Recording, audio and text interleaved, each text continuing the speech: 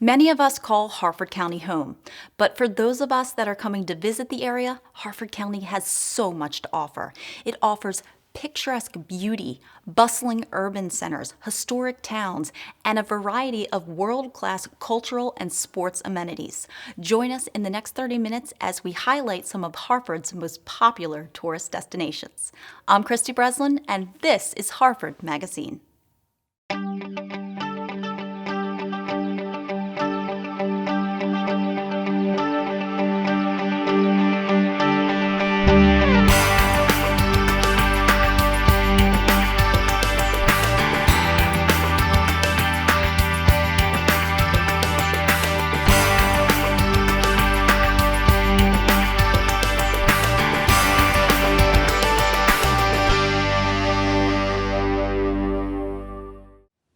Greg Pizzuto is the Executive Director of Visit Harford, and he's joining us today to tell us more about a brand new ambassador position that has come to the organization and all the great things that there is to do in Harford County year-round. Hi, Greg. Hi, Kristy.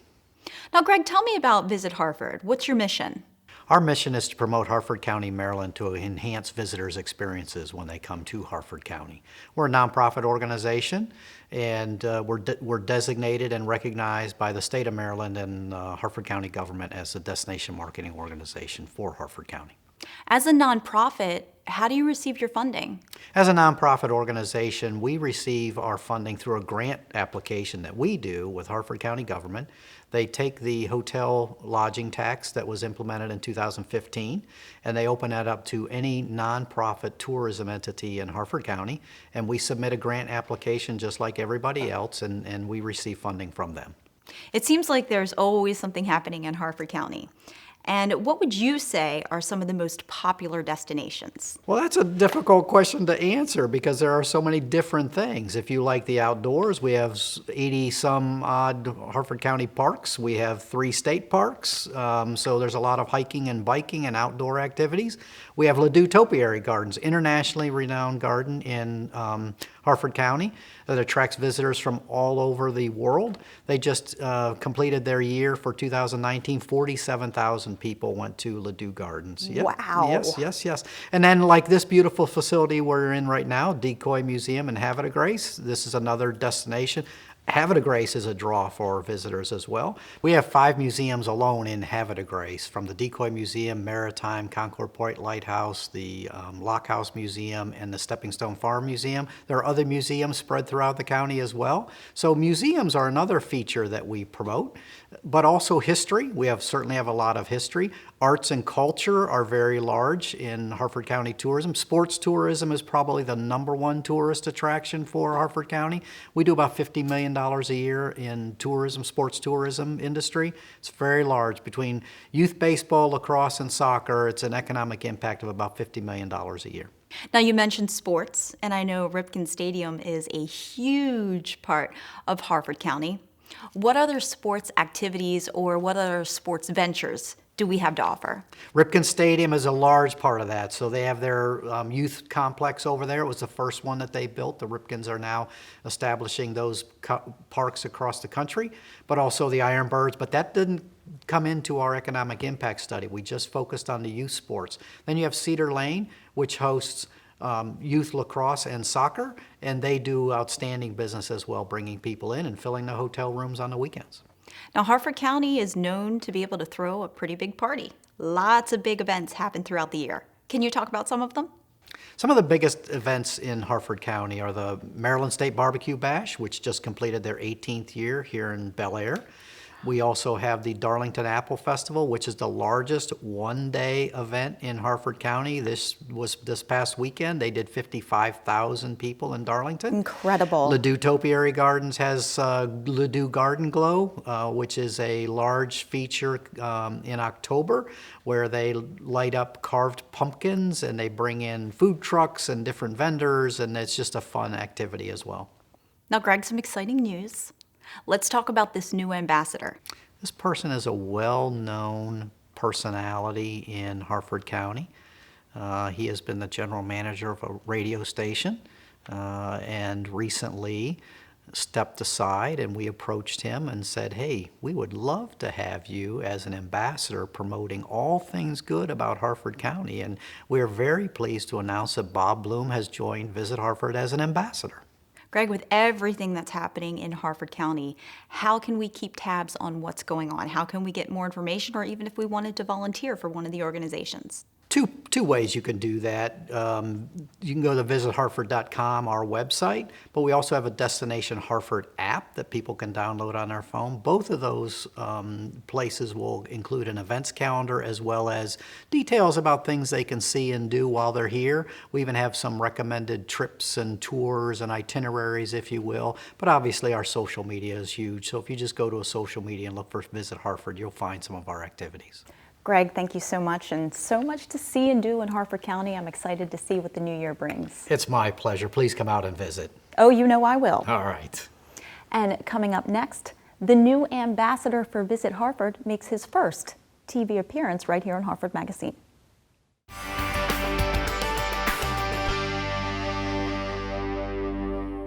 Harford County is perfectly situated along the shores of the scenic Chesapeake Bay between Philadelphia and Baltimore. And for me, it will always be home. My favorite spots? Taking in the waterfront view in Havre de Grace.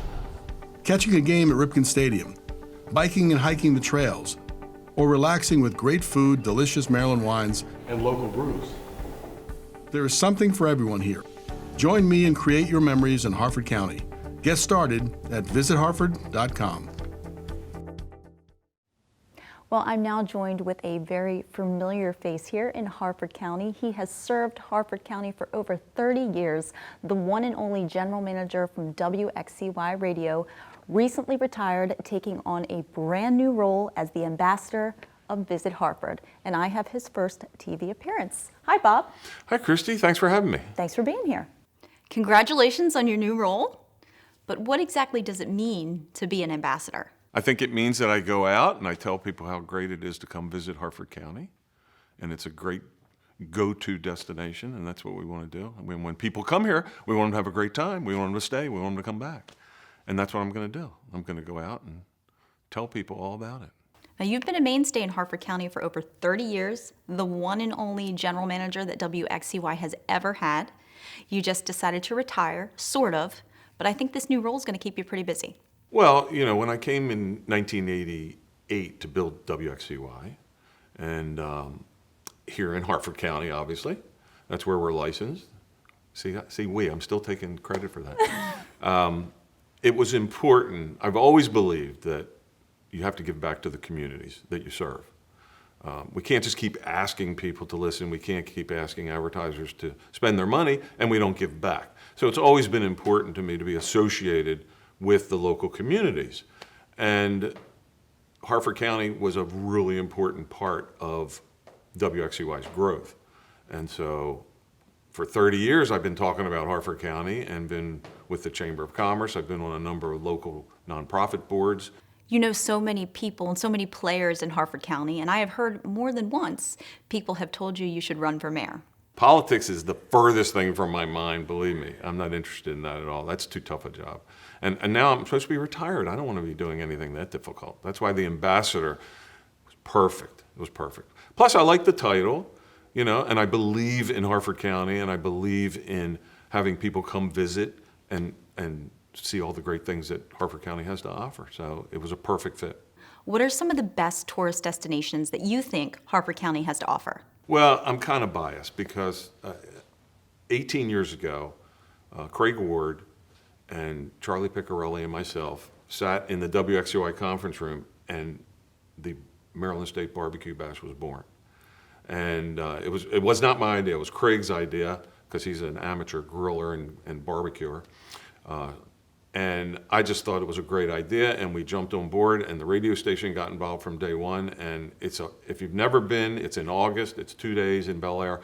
Incredible event, entertainment, food, vendors, the whole thing. And Visit Harford's a big part of that as well. Now, the Barbecue Bash, let's talk about how it started from year one to now. Seems like it's really grown. Oh yeah, when we started out, we had very limited space.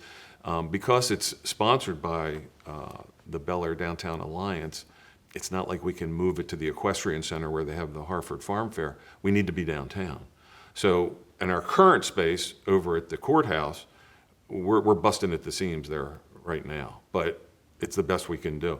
But like this past weekend, I mean, you know, in 2 days, 20, 30,000 people, my closest friends show up and, you know, eat, drink, listen to music, shop the vendors, and visit Harford County, and that's what it's about. How did you first become approached to be the ambassador? Well, Greg Pizzuto, the executive director of Visit Harford, I've known Greg a long time, and we've become friends, and I guess he thought of this great idea. Competition was fierce. It was very tough. I imagine. Yes, there were 6 different competitive levels I had to get through. I came in first in all but one, which I still haven't figured out because I was the only person. So I don't know why I came in second. But Greg obviously is a very tough grader, so that's okay.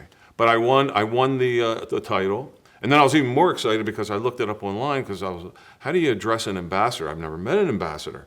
And you address an ambassador as Your Excellency. So I can't wait to tell our county exec, Barry Glassman, that Your Excellency is over county exec. Oh, definitely. Just saying. Definitely. Just Well, saying. we're going to make sure he gets a clip of this show with no doubt. Well, good, because he needs to know that I'm now one step up. You Trump County executive. I have. Yeah, I can see that. But I'll take him along on when I go out and I talk about Harford County. I'll be glad to take him. You know. And I think he'll take you up on that. Oh, I'm sure he will. You know, he'll probably have me over for dinner a couple times a week. That sounds like Barry to me. Now tell us, for anyone out there that's maybe planning just a day trip or maybe even a couple of days, why visit Harford County? Well, it doesn't matter what your interests are. I mean, if you have outdoor interest, there's, all types of sporting events, and you can actually participate in, or, you can be a spectator. These wonderful museums, we're sitting in one right now in Havre de Grace, the Decoy Museum, which is so important to this region and this area. And it's anything you want to do. Now, one thing I'm really excited about, and I'll mention it very quickly, Tom Walls from Plaza Ford. Him and Katie have been spearheading an effort for the Miracle League fields. And I went to the groundbreaking recently, and it's a wonderful, wonderful thing. And another great reason to come, and if you're not familiar with the Miracle League fields, it's for kids with special needs. And these are kids that, like Tom had told me when he first introduced me to this, that are used to sitting on the sideline watching their friends, their brothers, their sisters play ball. They can't play ball because they have special needs. These fields are built specifically for those type of kids to be able to play ball and actually get out there and throw the ball around and hit the ball. And it's just a wonderful thing. And hopefully it'll be complete within the next year or so. And if you have a special needs child and you want to come to Harford County and experience the dining and some of the other events, well, here's this wonderful field that kids can participate in America's pastime. Now, is there a way to find out His Excellency's schedule?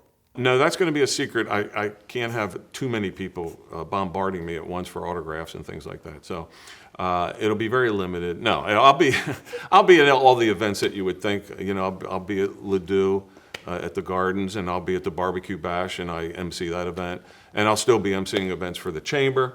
So I'll be out and about, and when you spot the red sash, come up, say hi, tell me what your favorite thing to do is in Harford County. I'd like to know. Thank you so much, Your Excellency. It sounds like Harford County is in for quite a treat. We can only hope. Thanks, Kristy. I can guarantee it. Well, coming up next, we're going to hear more about some of the fantastic places to visit here in Harford County and all about its rich history. Stay with us.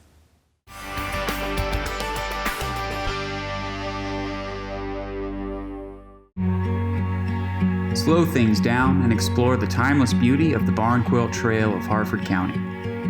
Marked by hand-painted quilts, each location offers a unique adventure. Share new experiences and support local business as you discover rural Harford County, Maryland.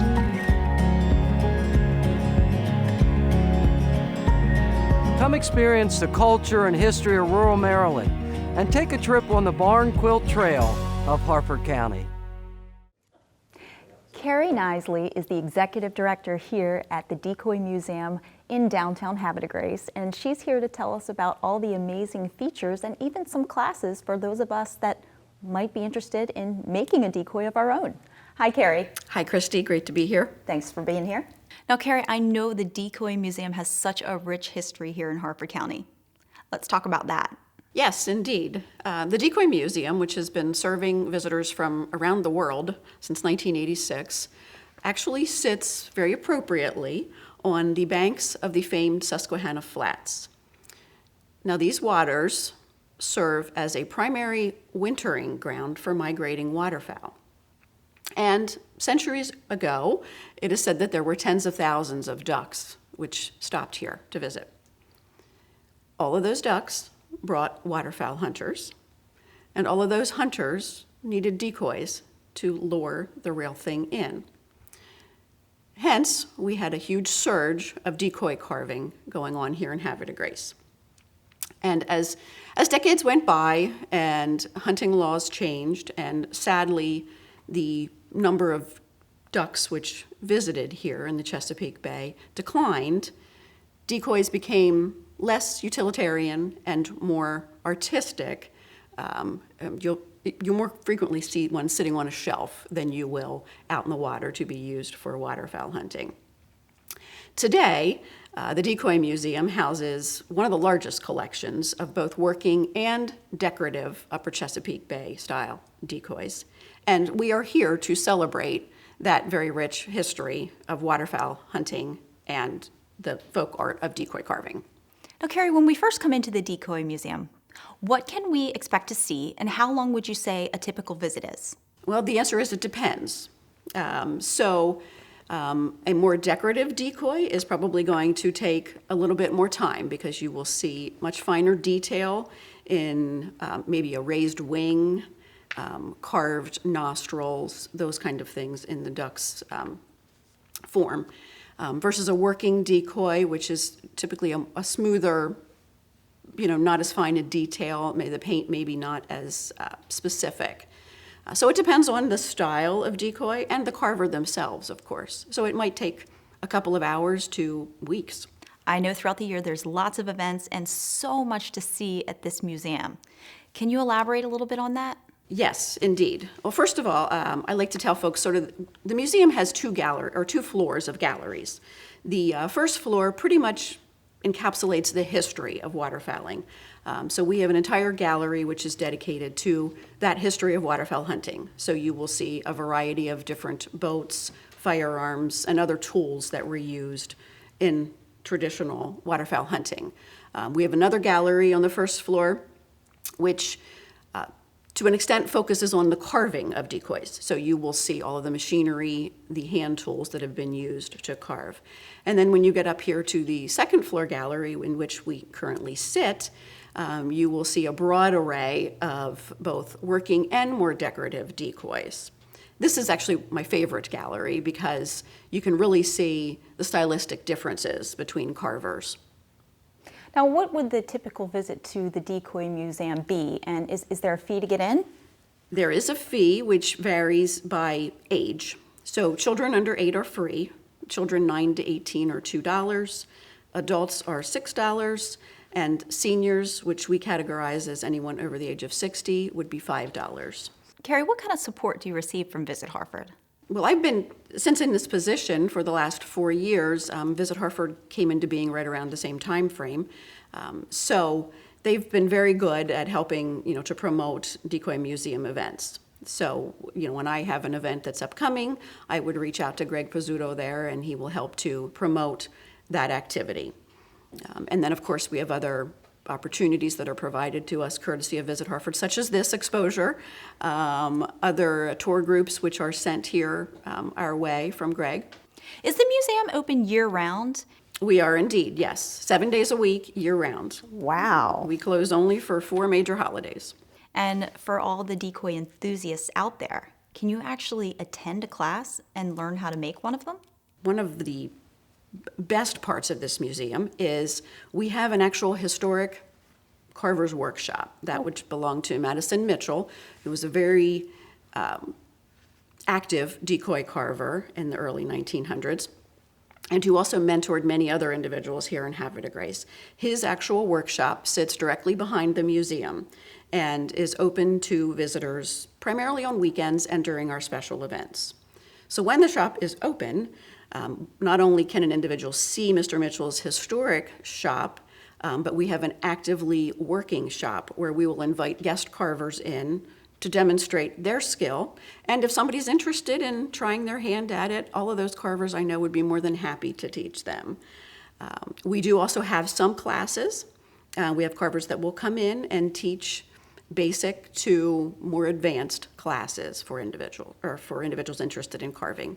Now, for any of us that would like to visit, maybe want to take a school trip, bring friends and families, or just explore everything that the museum has to offer, how do we find out more? Visit our website, which is just decoymuseum.com, or follow us on Facebook.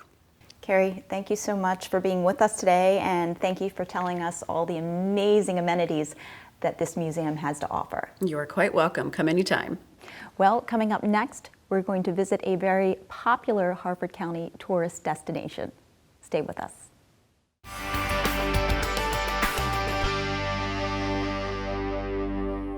Harford County is perfectly situated along the shores of the scenic Chesapeake Bay between Philadelphia and Baltimore. And for me, it will always be home.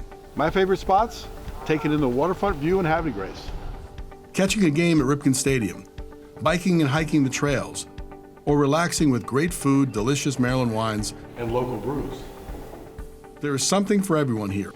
Join me and create your memories in Harford County. Get started at visitharford.com. Mary Levins is the executive director of the Maritime Museum here in Harford County. It has some really exciting new exhibits coming up, and Mary is here to tell us all about it. Hi, Mary. Hi, Kristy. Thank you so much for having me. Thanks for being here. Now, Mary, how long has the museum been in Havre de Grace? The Maritime Museum has been here. It was started in 1987. The building actually was completed in 3 phases. The first, the main part of the building, was completed in 2003. The second part, which was on our lower level, which is a working boat shop, was done in 2009. And then in 2015, we added an environmental center. What can we expect to see when we walk in the doors? When you visit the Maritime Museum, you're going to see so much cool stuff.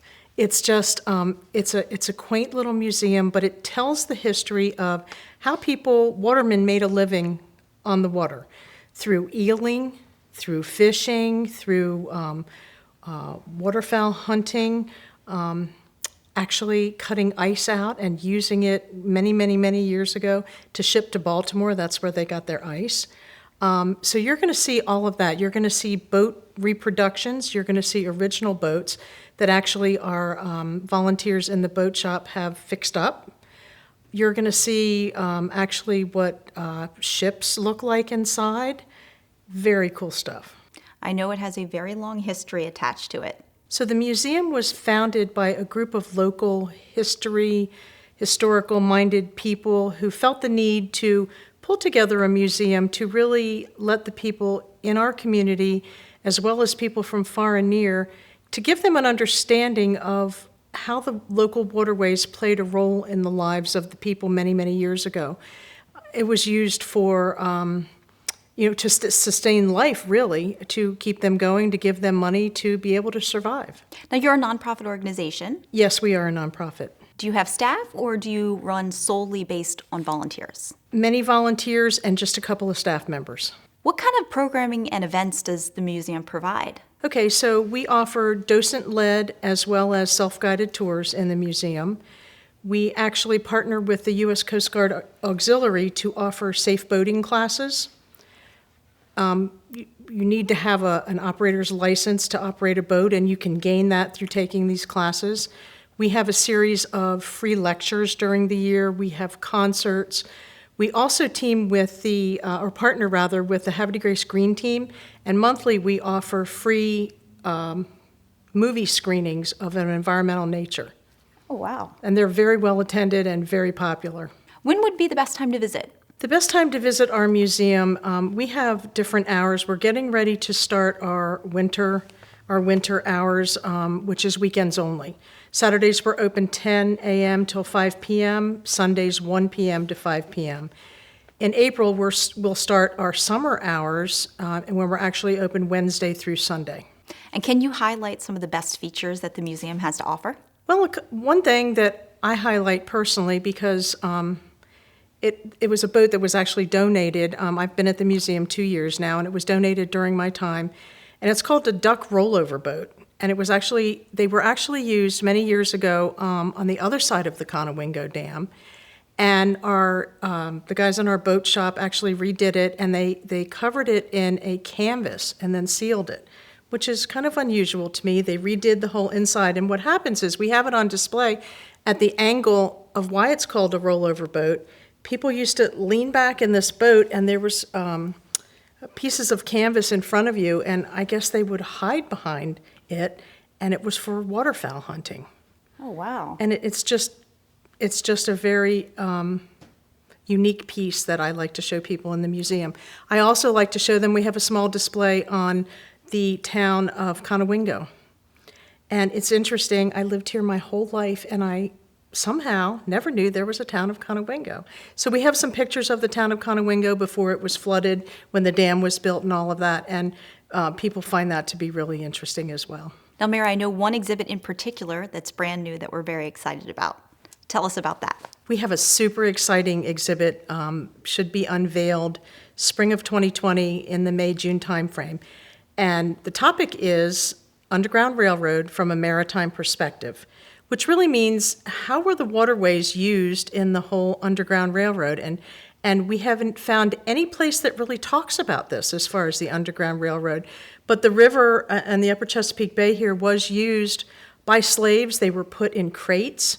And sometimes they were paddled up with like a big stick, almost like a gondola, up the river. And we're going to have things like, or we're hoping to have things like a pier actually in there, the front of a boat, maybe even what we're planning on is a crate that actually people could get into and feel its movement, hear the water, hear the captain talking.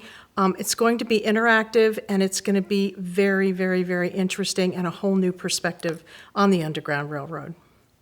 So we're looking forward to it, and we hope everybody comes out to see it. Now, Mary, for more information, for visiting hours, or to just set up a trip for the day, how would we learn more? Our website is hdgmaritimemuseum.org, or I can be reached at 410-939-4800. Mary, thank you so much. It's so exciting to have something like this in Havre de Grace. Where exactly is it located, and just tell us if there's any fees involved when we do visit. The Maritime Museum is located at 100 Lafayette Street in Havre de Grace, and an easier way to remember that is we're right between the Decoy Museum and the Lighthouse. So there's 1, 2, 3 museums right in a row. The fee, the admission fee is $4 per person or $9 per family. Okay, well, it sounds like a great opportunity, and I'm sure that you'll have lots of visitors this upcoming year, especially with that new exhibit. Absolutely. Thanks so much. As you have seen today, Harford County has something for everyone to love. You can take a hike, you can experience Ripken Stadium, you can visit a lighthouse, you can play golf, or you can dine at one of the finest restaurants. For more information on all the Harford County happenings, you can always go to visitharford.com. I'm Kristy Breslin. See you next month on Harford MagaScene.